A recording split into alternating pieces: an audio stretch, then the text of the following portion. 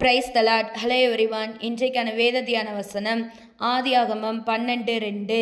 நான் உன்னை பெரிய ஜாதியாக்கி உன்னை ஆசிர்வதித்து உன் பேரை பெருமைப்படுத்துவேன், நீ ஆசீர்வாதமாய் இருப்பாய். கர்த்தர் இன்றைக்கு நம்மள இடத்துல சொல்கிற வார்த்தை என்னென்னா, நம்ம ஒவ்வொருவருக்கும் குடும்பத்தில் ஏதாவது ஒரு கஷ்டம் இருக்கும். அதுலேயும் ரொம்ப முக்கியமாக இந்த மூத்த பையனாக பொண்ணாக பிறக்கிறாங்க பார்த்தீங்களா, அவங்களுக்கு தான் ரொம்ப கஷ்டமாக இருக்கும். ஏன்னா குடும்பத்துக்காக உழைச்சி அவங்க ரொம்ப கஷ்டப்படுவாங்க. இப்போ அவங்களுக்கு திருமண வயசு வந்திருக்கும். திருமண வயசு வந்தும் இன்னும் அவங்களுக்கு திருமணம் ஆகாமல் குடும்பத்துக்காக ஓடிட்டே இருப்பாங்க. அப்படி பொண்ணு பார்க்கணும் சம்திங் அப்படி யோசிச்சா கூட முதலாவது அவங்க கேட்குற கொஸ்டின், பையனுக்கு சொந்த வீடு இருக்கா, பையன் பேரில் பேங்க் பேலன்ஸ் ஏதாவது இருக்கா, அவன் கவர்மெண்ட் ஜாப்பில் இருக்கானா அப்படின்னு தான் கேட்குறாங்க. ஆனால் நம்மக்கிட்ட நம்ம குடும்பத்துக்காக ஓடி ஓடி நம்மக்கிட்ட அடுத்து நம்ம வாழ்க்கையில் என்ன இருக்கும் அப்படின்னு பொறுப்பாக இருக்கிறவங்களுக்கு தான் அந்த மாதிரி சூழ்நிலைலாம் இருக்கும் கஷ்டமாக. இதுவே நம்ம சொந்தக்காரங்க இவங்களெல்லாம் எடுத்துக்கிட்டிங்கன்னா அவங்களுக்குலாம் திருமணம்லாம் ஆயிருக்கும். நமக்கு குறைஞ்ச வயசில் இருக்கிறவங்களுக்கே திருமணம் ஆயிருக்கும், குழந்தை பிறந்திருக்கும். அவங்க நம்மளை இந்த மாதிரியே சொல்லி குத்தி காட்டிகிட்டே இருப்பாங்க.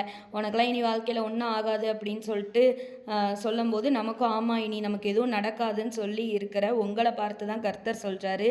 இன்றைக்கு அவர் தீர்க்க தரிசனமாக ஒரு வாக்குத்தத்தை கொடுக்குறாரு. நான் உன்னை பெரிய ஜாதியாக்கி உன்னை ஆசிர்வதிப்பேன்னு. எப்படி பெரிய ஜாதியாக்கினா நம்ம நிமித்த ஜாதி உருவாகாதுல. நமக்கு ஏற்ற திருமணத்தை அவர் வாய்க்க பண்ணுவார், நமக்கு ஏற்ற சந்ததிகளை அவர் கொடுப்பார். அது மட்டும் இல்லாமல் இன்றைக்கு திருமணம் ஆகியும் குழந்தை இல்லைன்னு சொல்லி நிறைய பேர் காத்துட்ருக்காங்க. எனக்கு 5 வருஷமாக குழந்தை இல்லை, எனக்கு 10 வருஷமாக குழந்தை இல்லை. சொந்தக்காரங்களாம் என்னை ரொம்ப அவமானப்படுத்துகிறாங்க. ஒரு ஃபங்க்ஷனுக்கு நான் போனால் கூட என்னை இவளுக்கு குழந்தை இல்லைப்பா இவ அப்படி இப்படின்னு ரொம்ப அவங்க ஏச்சு பேச்சுக்கெலாம் ஆளாகிற சூழ்நிலையில் நீங்கள் இருக்கிறீங்களா? நீங்கள் ஒருபோதும் அதை குறித்து கவலைப்படாதீங்க. ஏன்னா அன்றைக்கு ஆபிரகாமுக்கு இந்த சூழ்நிலை தான். அவருக்கு எல்லாமே இருந்தும் அந்த அவரோட சந்ததி இன்னும் அவருக்கு வராமல் இருந்தப்ப கர்த்தர் வாக்கு கொடுத்தார், நான் உனக்கு 100வது வயசில் உனக்கு குழந்தை தருவேன். அதே போல் ஈசாக்கு கொடுத்தாரு. எப்படி அவர் ஈசாக்கு கொடுத்து அவரை பெரிய ஜாதியாக்குனாரு. அப்படிப்பட்ட தேவனை தான் நம்ம ஜீவனுள்ள தேவனை நாம் ஆராதிக்கிறோம். நிறையா பேருக்கு இந்த வசனம் வாக்கு தத்தமாகவே இருக்கும். ஆனால் அந்த வாக்கு தத்தத்தை நம்ம சொல்லி சொல்லி ஜெபிக்கணும்.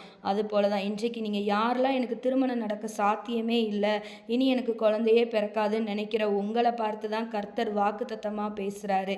உன் பேரை நான் பெருமைப்படுத்துவேன் எல்லார் முன்னாடி, நான் உன்னை பெரிய ஜாதியாக்குவேன், நான் உன்னை ஆசிர்வதிப்பேன்னு சொல்லி சொல்கிறாரு.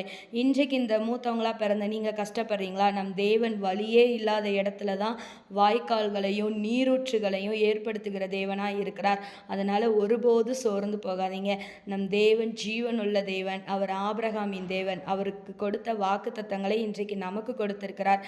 அதனால் அவர் எல்லா காரியத்தையும் நமக்கு வாய்க்க செய்வார். ஒருபோதும் எதை குறித்தும் கலங்க வேண்டாம். தேவன் தாமே நம் ஒவ்வொருவரையும் ஆசிர்வதிப்பாராக. தேங்க்யூ.